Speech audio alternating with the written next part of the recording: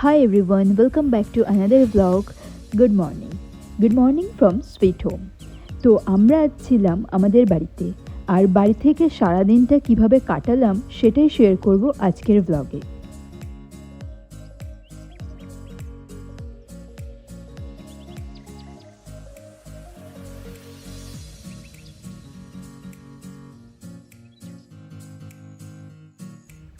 প্রথমেই সকালবেলা শুরু করলাম ব্রেকফাস্ট দিয়ে, আর যেহেতু শীতকালের সকাল তাই ড্যাড আমাদের জন্য এনেছিল খেজুরের রস, যেটা খেতে তো ভালো ছিলই, তার সঙ্গে হেলদি ড্রিঙ্কও। তারপর আর কি, ব্রেড, জ্যাম আর সঙ্গে চা দিয়েই সকালটা শুরু করলাম।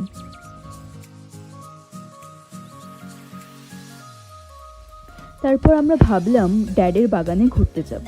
সেই ছোট্টবেলা থেকে দেখে আসছি আমার ড্যাডের গার্ডেনিংয়ের খুব শখ। তো ড্যাড সেখানে নিয়ে গিয়ে আমাদেরকে দেখালো কোন কোন ধরনের কী কী গাছের চারা এবং গাছ লাগানো আছে। আমি তো কাউন্ট করে দেখলাম এই ছোট্ট জায়গাটার মধ্যে কি সুন্দর করে প্রায় 15 থেকে 16 রকমের গাছ ও গাছের ছোট ছোট চারা রোপণ করা আছে। আর আমার ড্যাড এই গাছগুলোকে এতটাই ভালোবাসে যে কোনো জায়গায় ঘুরতে গেলে একদিনের বেশি থাকে না, কারণ গাছগুলোতে জল দিতে হবে তাই। এই যে দেখুন, এই গাছটাতে কি সুন্দর ছোট ছোট পেঁপে ধরেছে, দেখতে কি সুন্দর লাগছে না? আর গাছের পিছন দিকে এই গাছগুলোতে কলা গাছ হয়েছে, কলাও ধরেছে বেশ অনেকগুলো।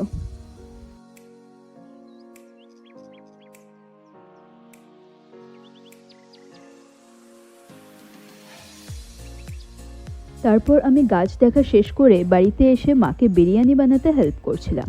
মায়ের হাতের বিরিয়ানি আমাদের সবারই খুব পছন্দ। তো প্রথমে এখানে বিফটা ম্যারিনেট করে রাখা আছে। ম্যারিনেট করার পর তারপর এখানে সাদা তেলে বে লিফ দিয়ে আমরা বেরেস্তাটা বানিয়ে নিচ্ছি বিরিয়ানির জন্য।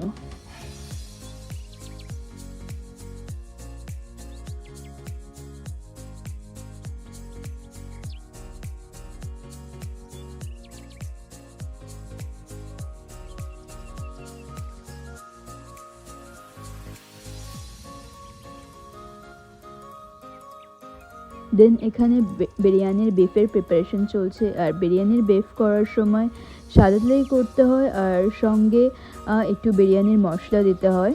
সো বাস এইটুকুই, আর কিছু দেওয়া লাগে না। আর যদি প্রয়োজন হয় অল্প কিছু গরম মশলাও দিতে পারো। আর সেটা যদি তুমি রাইসে দিয়ে দাও তাহলে আর বিরিয়ানিতে বিফে দেওয়ার দরকার হয় না। তো এখানে এই জয়িত্রী, এলাচ আর এই মশলাগুলোকে মা প্রথমে ভেজে নিচ্ছিল, একটু হালকা ভেজে তারপর এটাকে পাউডার বানাবে। আর এখানে আলুগুলো সেদ্ধ করার পরে ফ্রাই করতে হবে। তো আলুগুলো গোটাই রেখেছিল, সেই জন্য মাঝখান থেকে কেটে কেটে দিয়েছিল একটু, যাতে পুরো আলুটা ভালো করে সেদ্ধ হয়ে যায়, তাই জন্য। আর এই যে আলুগুলো এখানে জল দিয়ে দেবে, এবার জল দিয়ে সেদ্ধ করা হয়ে গেলে আলুগুলো ভেজে নিতে হবে।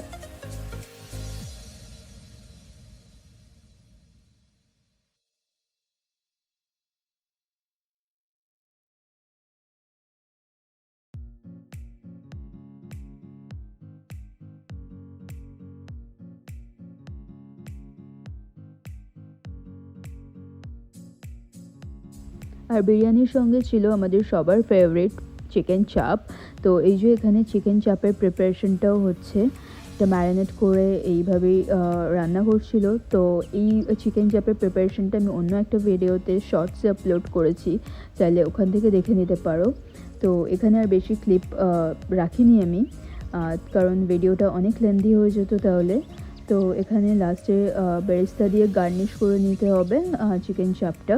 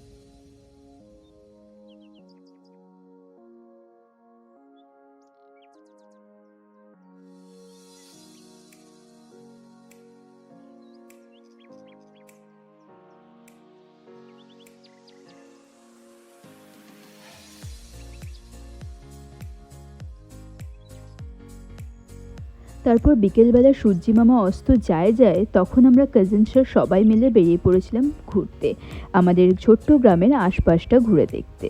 যেহেতু শীতকাল তাই ওই প্রায় 5টার মধ্যেই সন্ধে হয়ে। কি সুন্দর প্রাকৃতিক নৈসর্গিক দৃশ্য, তাই না? গোধূলি লগ্নে সূর্যের আলোক প্রভা যেন জলের উপর খেলা করছে, আর চারিদিকটা কি অপূর্ব সুন্দর একটা আলোক আভা সৃষ্টি করেছে।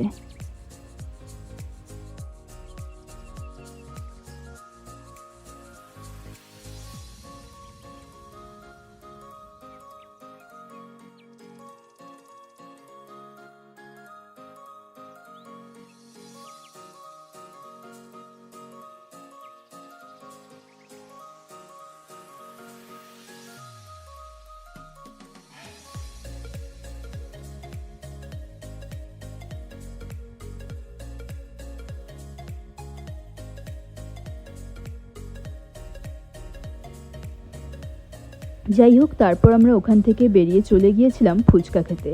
আর এখানে ফুচকাটা এমন করে বানাচ্ছে একদম ফটোজেনিক, তাই না? তবে টেস্টও ভালো ছিল।